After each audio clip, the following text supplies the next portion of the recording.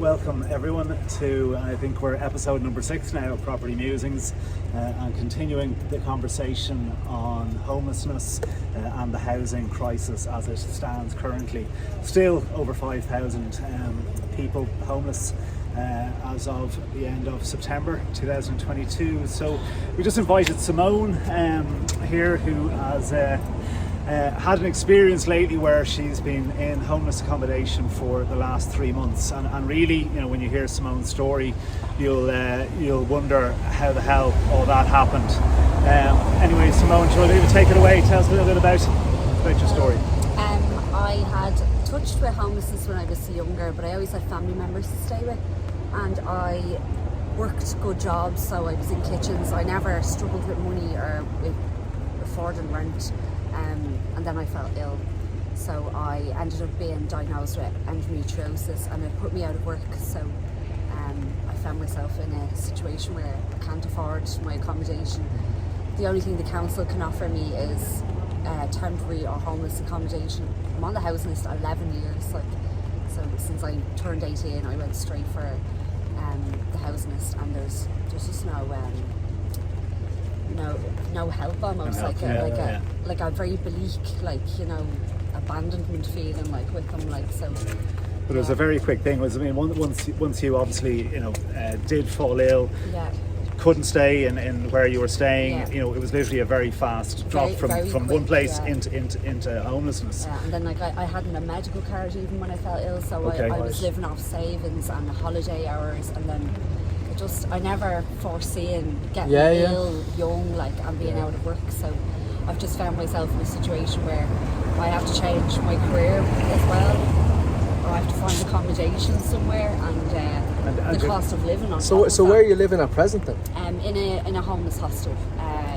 It's I can stay there all day. It is a good hostel, but there's a lot of people in there with a lot of issues. So you'll have people with drug addiction issues, people whose kids might be in care, and it's a bit of a mad place to find yourself. Right. And is there many? Is it like a room, or is it like apartments, or? So I have a single bedroom, right, and my own little bathroom, and I think that's it's similar around the building. But there's 32 people I think living in the hostel at the moment. So it's a good view of a large mix of people with different issues. And is it safe and secure, or? Yeah, I would say it's safe enough, but still have to be careful. They have staff there, but people have acted strange. There has been events that have happened in the hostel that I've witnessed. I probably would have never witnessed if I hadn't been in this situation. So. Yeah, and obviously addiction is on the streets, and obviously that's and it is there inside as well in the hostel. But it's not the homelessness and addiction. I've noticed it being here the last 3 months. It's going hand in hand. If people who are on the street, what else are you going to really do if you've no hope at all? You'd be medicating yourself from the elements nearly. So, and you just need some help at this stage. So that's it. Like everyone. Issues, And there seems to be quite a lot of crack cocaine around. Seems to be a big problem at the moment. Rampant, Even in my hostel, it's quite common. When I first went into the hostel, I was sharing a room with somebody who was openly smoking it in the bathroom, and I've never been in even earshot of stuff like this. I come from Dunleary, so I'm not familiar with town, and it's it's Wales, so it was a bit of a culture shock really. And you're saying there was elderly gentlemen and so on? There's people there OAPs who've worked their whole lives, and COVID was one man found himself homeless from COVID, and he was in his 70s, his early 70s, and I just thought there's people in there with full-time jobs, and they get up every morning, go to work, and they come home to a hostel, and I just think that's crazy. And is there children in there, or is it all adults? All adults. It used to have children, but there's an epidemic of homeless single people, so it's just for singles. But even most of us have been granted HAP. I've been given HAP with a good increase, but I can't get a view. And what do you qualify now in HAP? It's a fairly good amount, right? A good amount. I've been granted 1,215. Okay. That's a good amount. I've rented places for less in the past, but it's about getting in there. It's a bidding war in the queue. Are there any places at that price level even? 16 properties this morning on DAF that I could afford, and I'd put it to 1,300. So I'm willing to afford the extra. But no, you don't get a call, do you? Because No, we noticed obviously ourselves as estate agents that it's impossible. You have to shut down ads after a couple of minutes, and Crazy stuff. it's not down to wanting to or discrimination or anything. Like you simply can't keep up with the numbers. You go to an open viewing and there's like no lie, like 100 odd people in the queue. And people are bidding stuff like bidding up the rent in the queue. Like, and if you're unhappy, you've no way of. No, I know. We've been offered cash incentives. Oh Jesus, At the door, you know. Yeah. I was offered a couple of grand there, cash in a property about 6 weeks ago, which obviously I couldn't take. But yeah, that's what's going on out there. So, and it's just so wrong. Like, it's ridiculous. Because you fell on hard times through illness, you didn't do this yourself. You didn't leave work and say, I just want to go and sit on my backside. It's not about that. You're ill, you're sick. I literally can't help it. Like, so I never thought I'd find myself in a situation where I'd be, and I've been told by the council, if you'd just had a kid at some point, you'd be a different priority. It's this type of mentality that really makes me think, is that why we're in such a bad housing crisis? That people are resorting to starting families quite young, or incentivised to get themselves into situations that they're unable to manage. I thought I did everything correct. I got a good job, never claimed welfare, didn't get pregnant. And you've worked, like you've paid your taxes for the last 11 years exactly. So it's like you should be entitled to to get it back as well. And when you need a bit of help, it should be there for you. And I'd have no social issues, so once I'm in a property with the council, that'll be it for me. I'll never. And the problem is, it's not because you're unhappy, it's just there's no properties. There's none. Like, people are asking us, I have friends ringing me every day, family members, we've said this before again, and they're desperate, like they're absolutely going to have, they think we've got the inside track, we're like, we have nothing, because the tenants aren't leaving. I have friends living in sheds and they're paying $900 to $1,000 a month for a shed, and they're happy because there's people in worse situations, And how long do you think you'll be able to manage now where you are? I mean, obviously, it's got to have an impact on, your mental well-being. Definitely very mentally challenging. Like, there's a lot of times where I've thought I'll go back to sofa surfing because at least I was doing that with friends and I felt comfortable. There's times in the hostel where you don't, even reaching out to staff, it's a weird situation to find yourself in. And I've spoke to a few people in there who've been there a year or longer. Right. So. Okay. I thought I'd be out of there. I was like, by the end of August, I'll find a property. The landlord will, no problem renting to me. But I was a bit optimistic, so I'm probably looking at being there for Christmas.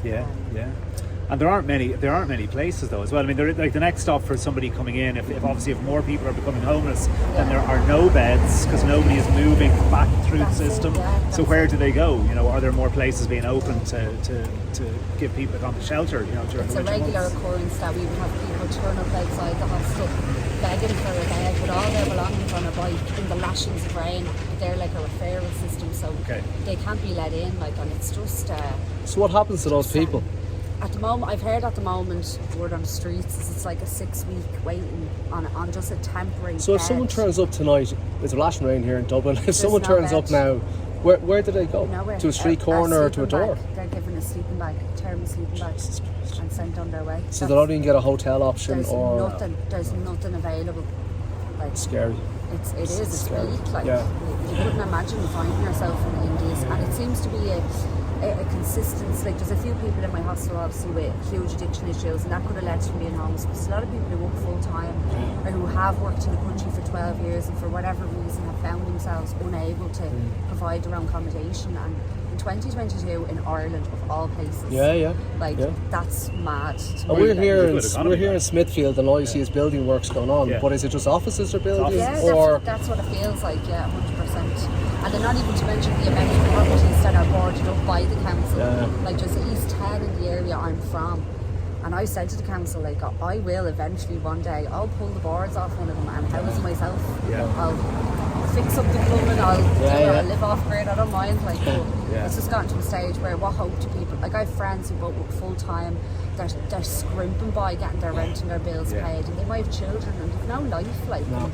What do people have to live for in this country at the moment? Well, at least you're lucky. You're kind of lucky in one way where you do have a roof over your head, but then again, it's not a long-term plan. It's the route out of this which is the issue, and how you can do that. I suppose that's the only thing we're trying to do is put something on it. I don't know how many voices would need to shout up anyway in order for government to really take it seriously and try and you need throw money. Unfortunately, the ship for getting cheap money seems to have sailed with the bond crisis at the moment. 6 months ago, we could have borrowed for nothing right into the future and solve quite a few problems, but the government weren't prepared to bite the bullet and take the risk, or well, it wasn't really much risk, they should have really done it, but now bond rates are rising, so the cost of borrowing for the country is going to get higher, so the likelihood of intervention and build is pretty far out, really, isn't it?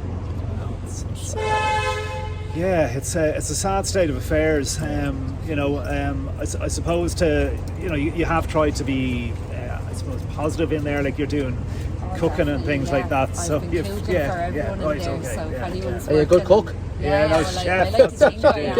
Yeah. But people pay me to do it anyway, so. It's good. But it's just about keeping busy, and I've still been actively applying for choice-based lettings. I go down to the council once a week just to bother them. And I will keep applying for private rented properties. You never know. Somebody someday might just go. Hassle the council, hassle the TD, local TD in the area. And we'll all keep, people probably heard shows perhaps, but hopefully not. But we really want to do something about this. But thank you so much, Simone, for sharing your time and your story with us. For being honest and straight. Thanks, million. Thank you. Take care.